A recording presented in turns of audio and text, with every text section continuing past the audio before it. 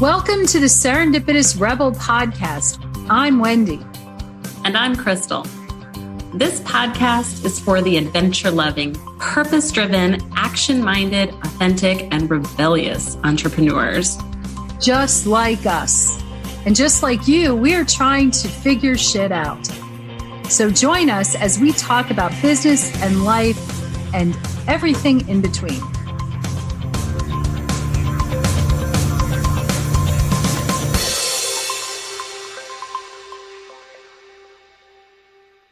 Hello and welcome to a special episode of Serendipitous Rebel. Hi, I'm Wendy. And I'm Crystal. Yeah, sorry about that. My brain jumped 10 miles ahead. So sorry about that. So, we recently did an episode on whether now is a good time to become an entrepreneur. And the answer is yes. But one of the things we really didn't necessarily focus on that we wanted to just pick up and just add to it is, what to do in this current state, this current economic state that we find ourselves in. The more we talk to people, the more we hear that there's so much fear out there right now. So we wanted to jump on and just have a conversation about not only becoming an entrepreneur or what to do as an entrepreneur, but also what we see that you can do right now to try to protect yourself, to insulate yourself from an economic downturn. And we're not saying that we're heading into a recession, and it doesn't even mean that this is only relevant for a recession. Hey, we're all battling higher food prices, higher gas prices, though I have to say, gas has come down. It was $3.99 today. See, so down the street and I live in Texas, so it's going to be cheaper for me than everywhere else anyway. But yeah, the fact that we're cheering about ridiculous, but the thing is that it's just costing more to live right now. So we would just wanted to talk about what can we do during this economic time that we can, try, as I said, try to insulate ourselves, especially where we are with our careers, our jobs, our businesses. Wendy sent me a Voxer this morning and she said, I think we need to talk about this because like she said, there is a lot of fear out there of a recession or pending recession, or maybe it's going to happen. And there's a lot of doom and gloom out there of, you shouldn't try to sell in this market. Should you try to sell in this market? Should you try to start a business in this market? Should you release an offer in this market? And it's funny because I have less fear in the state of these things than I think a lot of people do. And I'm really fortunate because my husband has a solid job. I tend to look at things long-term. I'm not close to retirement, so I'm not worried about my 401k taking a hit right now because I know I've got plenty of time for it to come back up. But I think there's different, but Wendy and I talked about there's different perspectives to this entire situation that people are looking at. And so we were really thinking about, okay, like Wendy said, what could a business do right now? One, should you sell in this market? And the answer is yes, you can still sell in this market. I really do think that that's true. Should you start an online business in this market? I still believe, yes, you can start an online business in this market. The caveat being, and this is true of all online businesses in a recession or not, you need to have a very solid offer that solves a problem, that is a solution to a problem.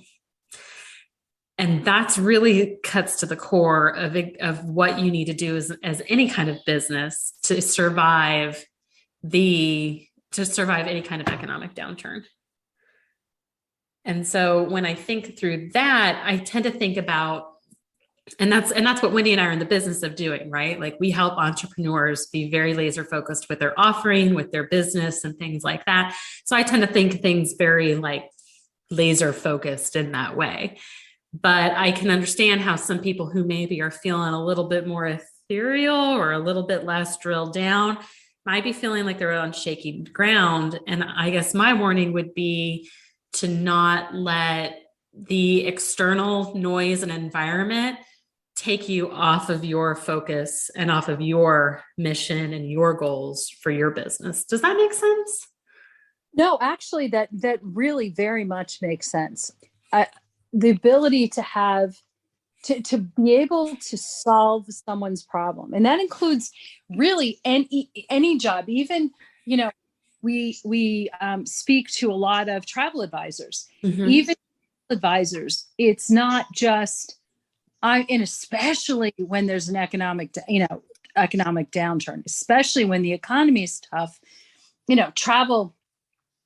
People will pivot and travel locally and do different sorts of experiences and adventures because that or travel is one of the first things that goes when the economy when people start to tighten their belts. So but the thing is, if you have a solution to a problem, and travel could be the solution to that problem, even during downturns, women get divorced and feel miserable and need a transition and a celebration, maybe even more so than ever. So why not?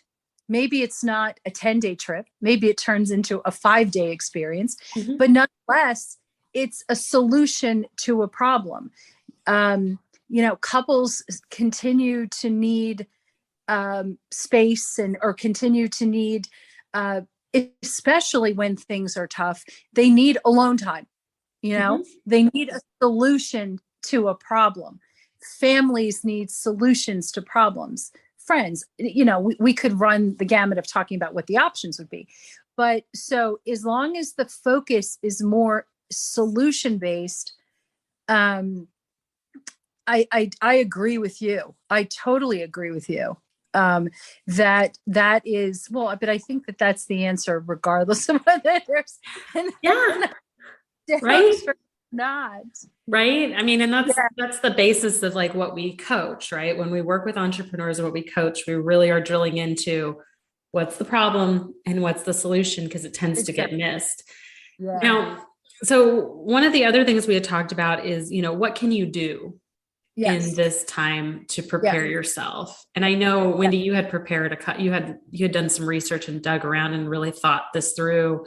Yeah. So what could an entrepreneur do to prepare themselves in a recession? Well, and I think it goes even beyond an entrepreneur. It could also be, an executive or a person who's working in another job and is thinking about, what if I lose my job? And what is it that I can do ahead of time, or just, there's always a preemptive strike. It is a good thing.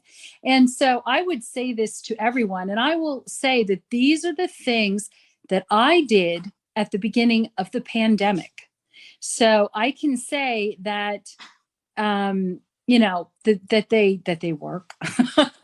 And the first thing is, audit your skills.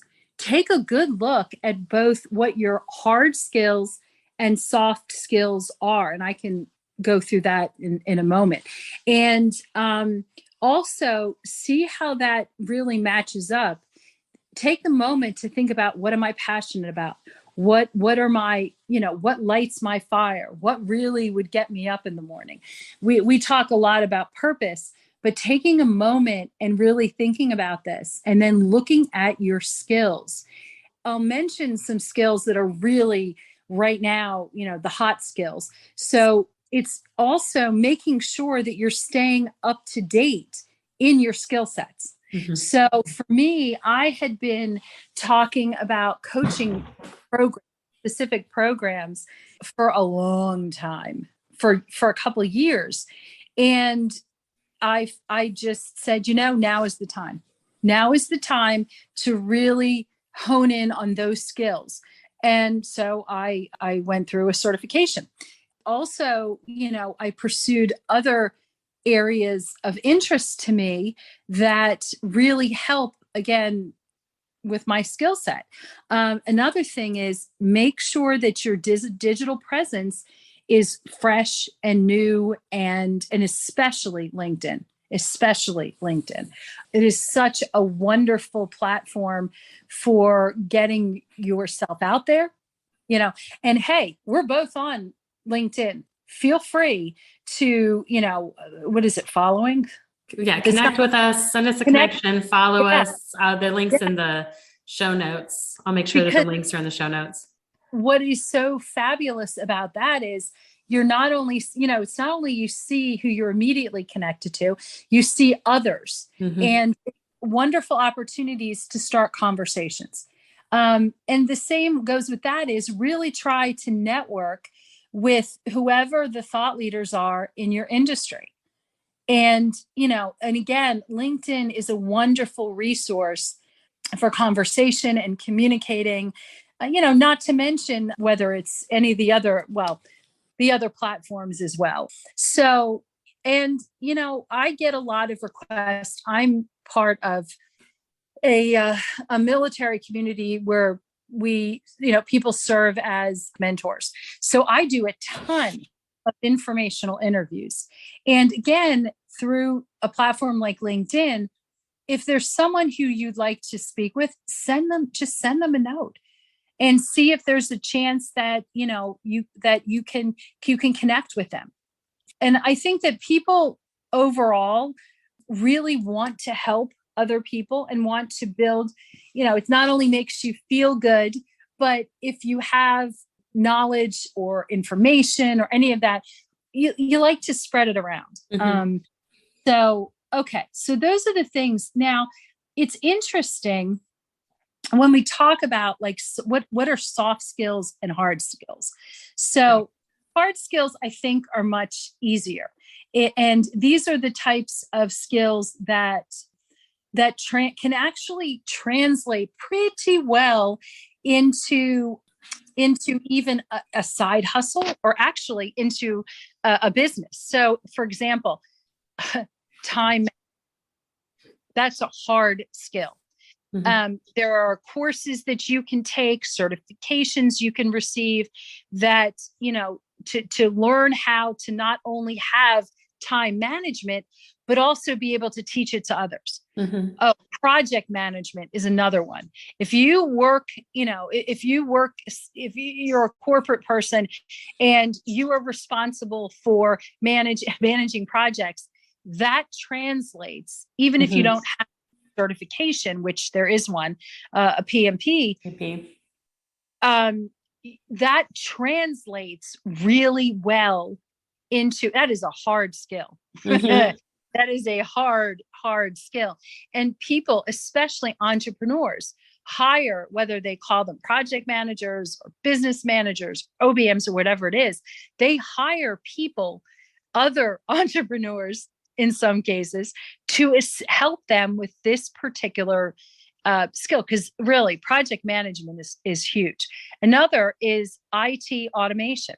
If you translates into how do you, using whatever software, hardware is out there, how do you automate things with that? I mean, oh my gosh. Well, all about that. Yeah, because there's all kinds of programs out there, and we will link a couple in the show notes that we recommend, or courses or programs that we have used, because there are a lot of skills out there. People are hiring consultants at really high rates, because when companies do slash budgets, sometimes they'll slash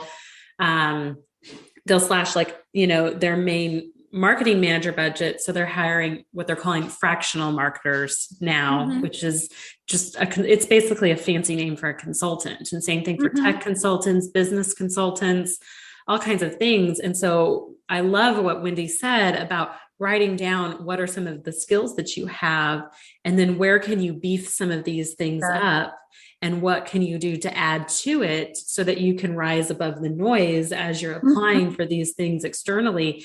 Because though I did learn a lot in my certification program, I can't say that I didn't, but it's not enough just to have the knowledge. Now I'm a certified master marketer. I have that badge. I have that ability to say that I'm certified. It's just a little bit of a beef of credibility when I do apply for jobs or when I do different things. That does help me charge the fees that I charge, helps me kind of rise above the noise a little bit. When I talk to different things, it adds a bit of credibility and it helps. It also gives you the confidence to show up to those jobs and do what you need to do. And I would imagine your certification program kind of gave you the same thing. It wasn't that it was a 0 to 60 learning curve. There are so many things that you knew. You brought a lot to the table. Well, exactly. And what I also, and I think I'm parroting something that you have said in the past. It's the really good feeling to know, oh, I already know that. Yeah. Yeah. It's great. This is awesome. I mean, I wish I didn't have to spend as much money to find out that I already knew that, but nonetheless. And so that leads me to a really good, I guess, point in all of this, because when you're in this kind of an economic situation, I think you have to be really smart about where you do invest your money and do invest into programs. And there are programs out there, especially in the online entrepreneurial space. They come out every single year, like clockwork. I can know when certain online industry leaders programs are coming out, and you start to see the running of the mill. And I think a lot of people will, say, you can make this big $2,000 investment in my course and it's going to be the answer to all of your prayers. And those make me cringe a little bit, because I think you are so much better off investing either in very intensive coaching programs or very intensive courses are great, but courses that are actually going to teach you how to do the thing. And a lot of courses nowadays give you like a big, vague, big picture overview, because it's very watered down for all industries, which means you probably won't learn much of anything, because you need to be very narrowly focused. You need to know how to do the thing. You need to know how to execute the thing. All the knowledge in the world isn't going to matter.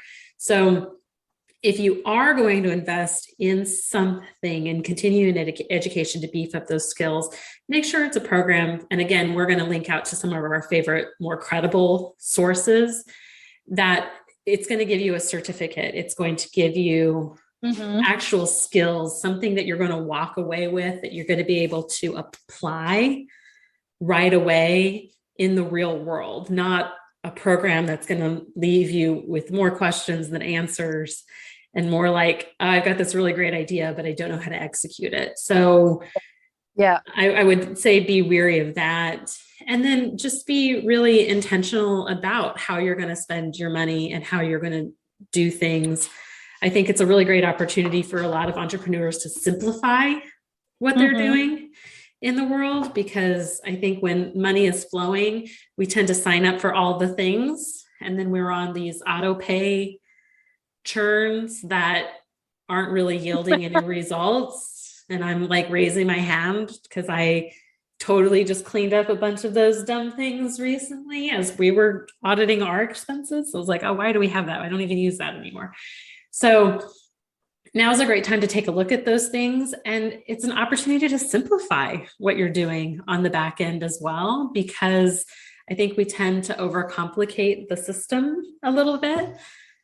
And now is a great time to simplify and maybe get rid of all the noise and tactics that we're investing in to really narrow down our focus and how we do things. And I'm speaking more from a marketing angle because I'm the marketer, but I think that's true of a lot of things that we're doing that you can do.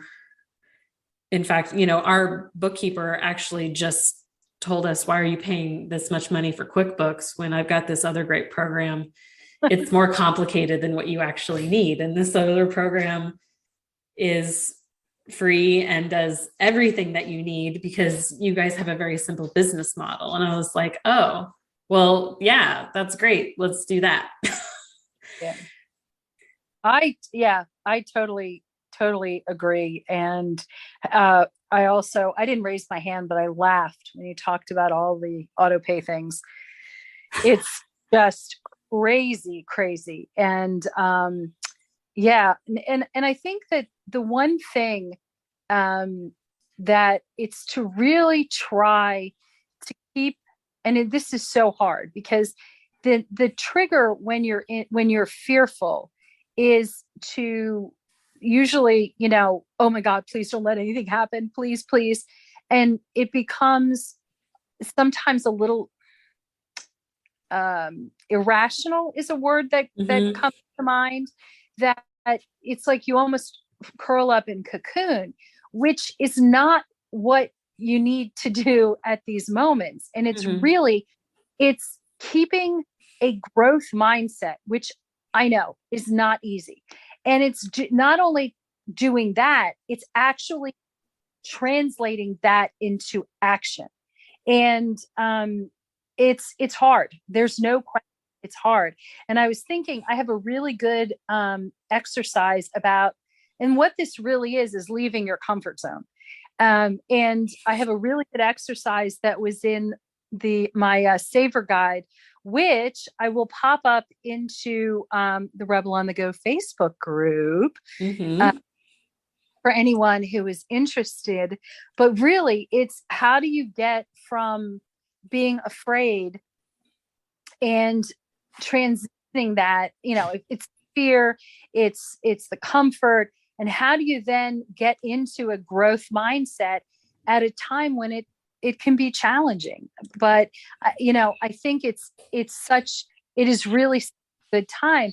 And the interesting thing is, I think it was Entrepreneur magazine that put out a list of what they consider like the soft skills right now. And, what does that mean? It's that you want to be adaptable. You want to be creative. You want to be able to multitask. Well, anyway, that's a whole other conversation. Because you really can only do one thing at one time. There's no such thing as multitasking, but exactly. You can pivot every 5 minutes, but anyway, that's a whole other thing.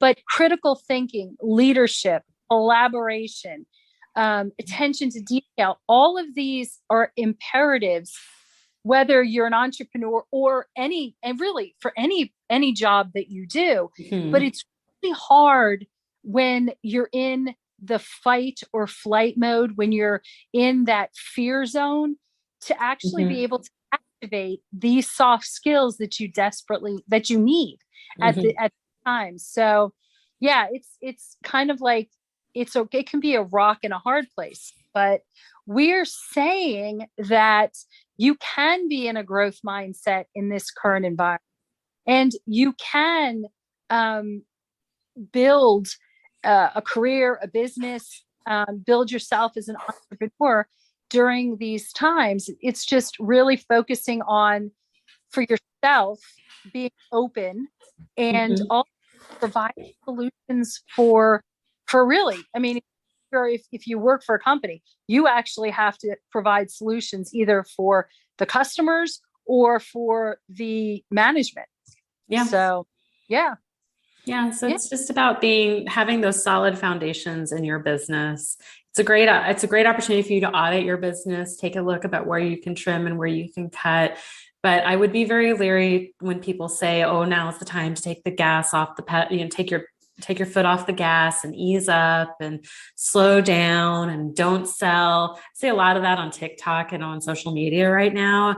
And it's interesting because the people I really respect in business are saying the exact opposite, or saying exactly what we're saying here today, because I think that when you're an entrepreneur, you are one of two things. You are of a growth mindset, which means you can look at the opportunities where you can, or you're not, in which case you're probably not going to be an entrepreneur for very long, recession or no recession. So you have to be able to look at the landscape. You have to be able to pivot. It might be like what Wendy and I did. Wendy and I were travel agents and then had to do major pivots in 2020 due to a pandemic.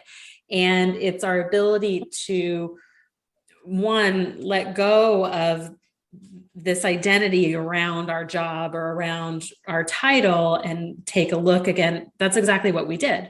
We took a look at the skills that we had. We took a look at what we enjoyed. We took a look at what our priorities were, about what our purpose was, what our values are, and then said, okay, does that translate into beating my head up against a wall in one industry that's not serving me at this time? And, there were a lot of friends of ours that were travel agents that said, yes, this is exactly where I want to be. I don't want to be anywhere else. To which we said, then you should stay where you are and keep going. Mm-hmm. But that wasn't the answer that we came to. And so we took a pivot. So, an economic downturn or recession might be an excellent opportunity for you to make a pivot if you are feeling unhappy wherever you are, if you're feeling unsettled or unfulfilled. This might be exactly the opportunity you have been looking for. Yeah. And just to add, the beauty of pivoting doesn't necessarily mean, we went, at first we individually made the decision that, our travel businesses we weren't doing that anymore. But even thinking about it, my initial thought had actually been more about what can I do to add to it? What can I do to make an internal pivot that didn't require shutting the doors down completely or something along those lines, which in the case of coaching. And I think, for me, coaching was where my passion lies. So that is the direction that I was going in anyway. The pandemic just sort of mm-hmm. things around. Yeah. But so there may actually be even smaller things that are still in line with what you currently do that you can add to weatherproof your business or recession proof your business, that mm-hmm. sort of.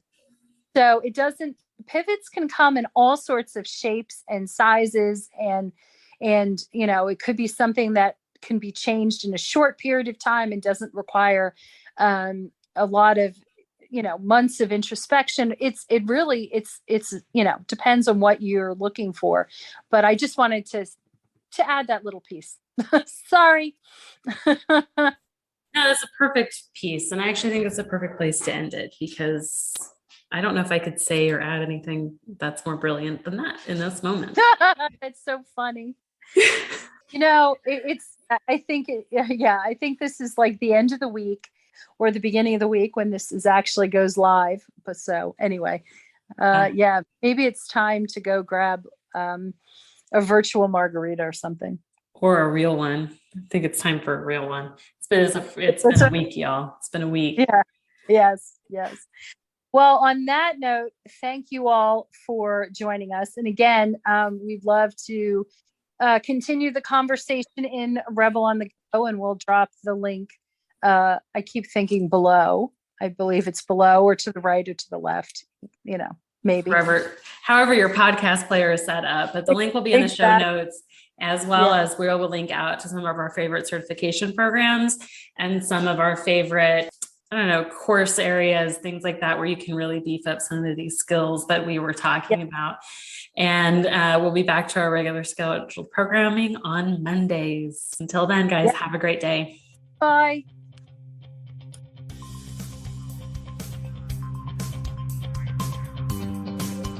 Thanks for listening. Be sure to subscribe and leave us a rating. But only if you liked it. Otherwise, just keep it to yourself. You can learn more about our upcoming masterminding opportunities on our website at serendipitousrebel.com. And if you have topics you'd like to hear about, be sure to submit them on our website or DM us on social media. Hey, see you next week. Bye.